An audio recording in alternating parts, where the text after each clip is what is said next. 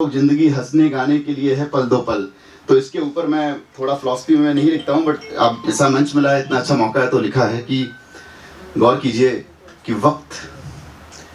वक्त यूं ही बीतता चला जाएगा, जीवन यूं ही सिमटता चला जाएगा। कि वक्त यूं ही बीतता चला जाएगा, जीवन यूं ही सिमटता चला जाएगा, और खुशी और गम दोनों ही आएंगे।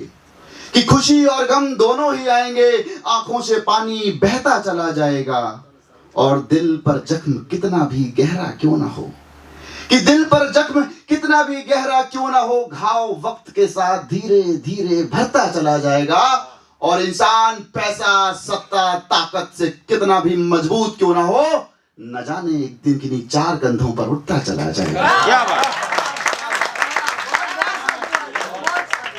और एक और इसमें है कि जिसको तूने समेट कर सजो कर संभाल कर रखा था, कि जिसको तूने समेट कर सजो कर संभाल कर रखा था, उन्हीं रिश्ते नातों अपनों को छोड़ता चला जाएगा, और पल भर में आग लगने की देरी है, कि पल भर में आग लगने की देरी है, आंख झपकते ही ये शरीर मिट्टी में मिलता चला जाएगा, और वक्त का पहिया दौड़ेगा कुछ यूं, कि वक्त का पहिया दौड़ेगा कुछ यूं, कि तू सबकी यादों से हटता चला जाएगा, और दीवार के किसी कोने में टंगा तू बस फोटो फ्रेम में सिमटता चला जाएगा।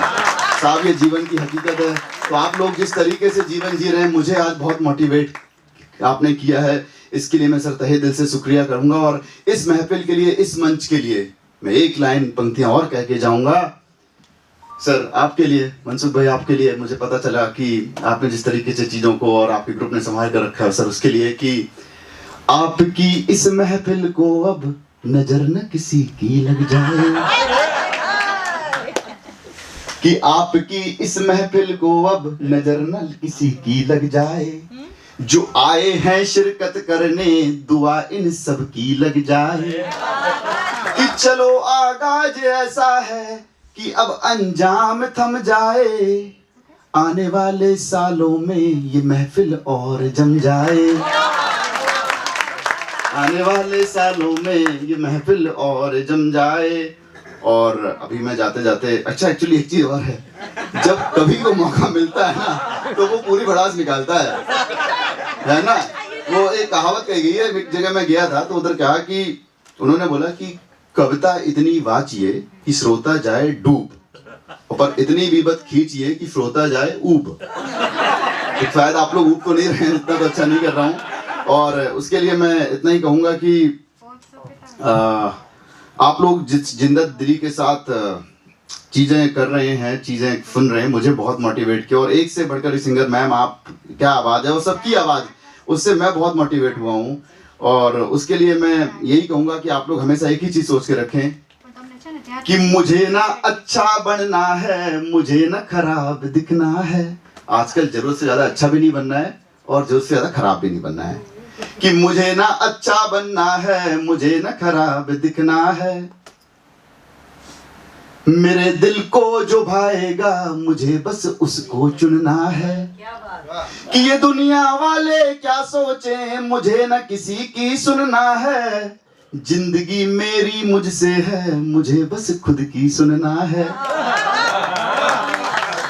तो अपनी सुनते रहें, अपने दिल की सुनते रहें, और इसी तरीके से हंसते रहें, हंसाते रहें, और अंत में जाते जाते, देखा हर बार मैं बोलूँगा अंत में जाते जाते, अंत है ना, अंत होता नहीं है किसी चीज़ का, और यही तो है बस आप लोगों का प्रेम है, देखो।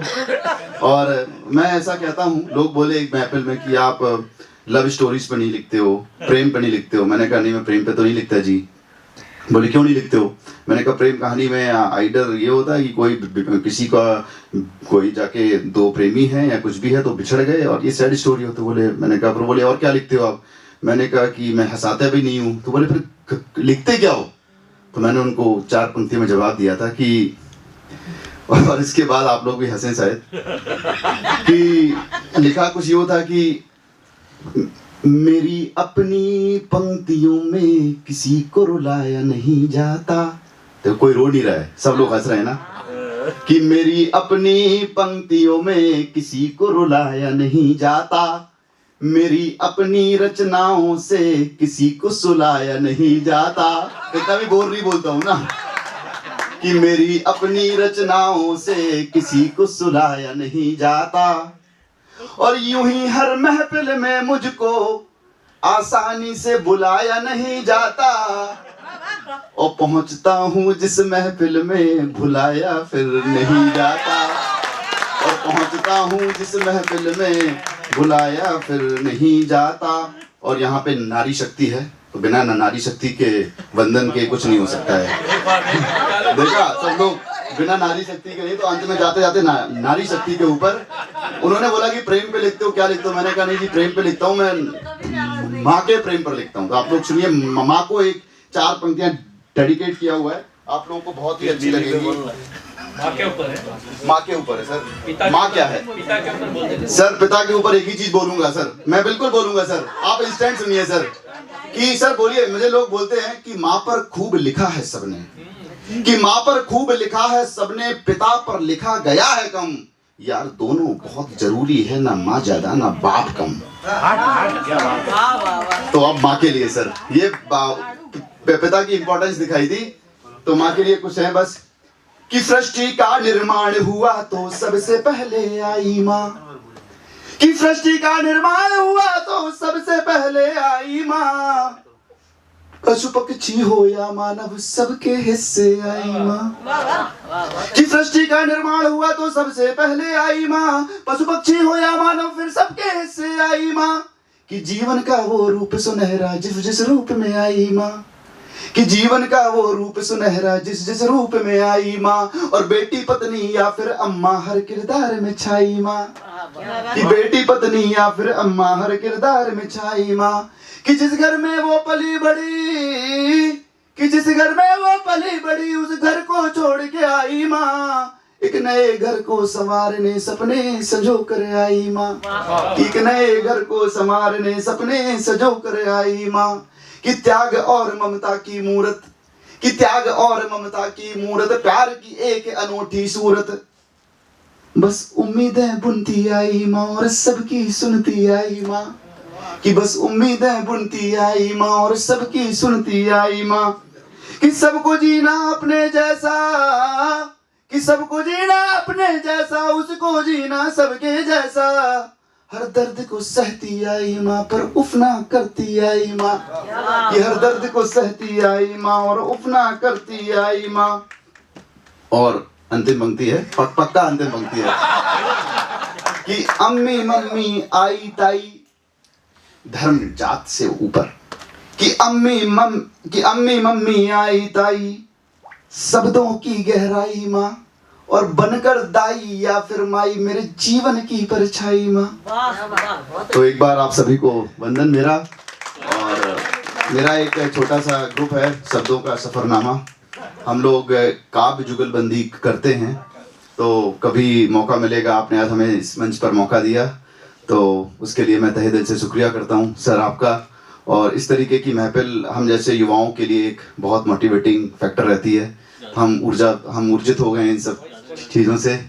तो जाते जाते सर, बिल्कुल जाते जाते, बस जाते जाते, अभी मैं पक्का जा रहा हूँ, और देखो मैंने माइक हटा भी लिया है।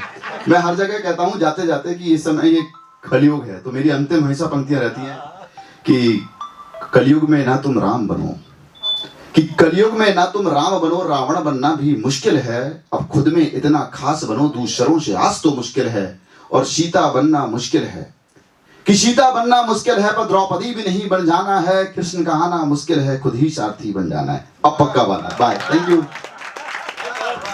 Sir, thank you.